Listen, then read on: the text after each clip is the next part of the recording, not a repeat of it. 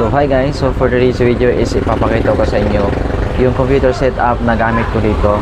At sa mga sa mga merong laptop dyan na matatagal lumang laptop na, pwede itong ganituhin yung laptop nyo para makinabangan nyo.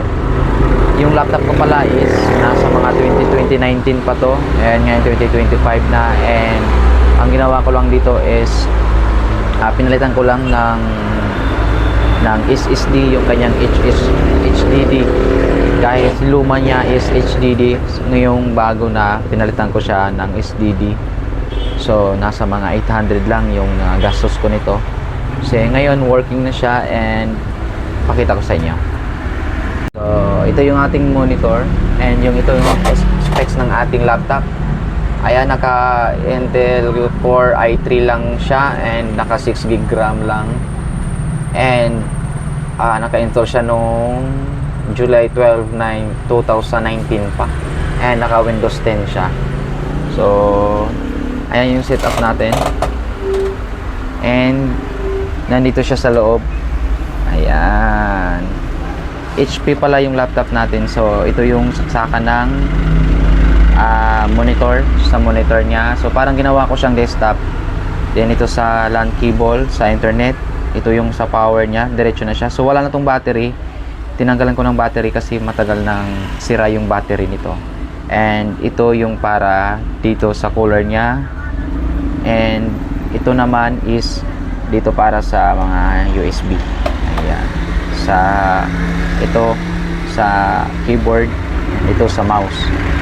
So ayan, so loob pala nito is ayan yung loob nito guys. Ayan. So medyo malikabok kasi nasa loob lang siya. So ito pala yung sa loob niya. So ito yung pinalitan ko na SSD.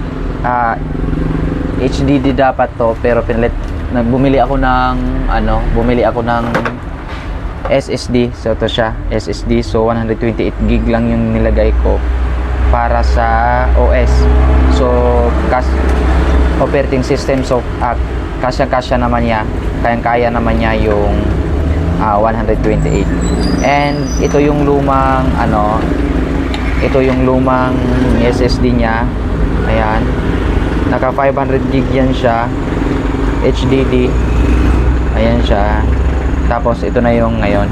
And so far maganda naman yung kinalabasan kasi bumilis na yung laptop ko. And ayan, as of now nagagamit ko na siya dito sa ating travel agency.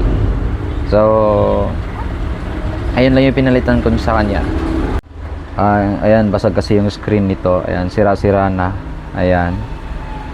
And ayan, basag kasi yung screen, kaya ito pinalitan natin ng bagong screen. And ito rin. And ang ginawa ko nito is pagkalagay ko nitong SSD, ayan, gawa lang tayo ng bootable na OS.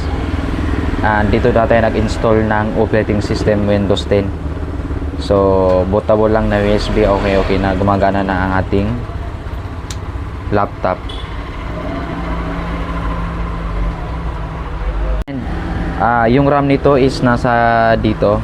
RAM dito is naka 6 GB RAM lang tayo, naka 6 GB RAM. So try ko tong palitan, bili ako ng RAM na compatible nito, then tignan natin para mas okay and mas madami tayong nagagawa sa na-open na mga applications sa ating laptop.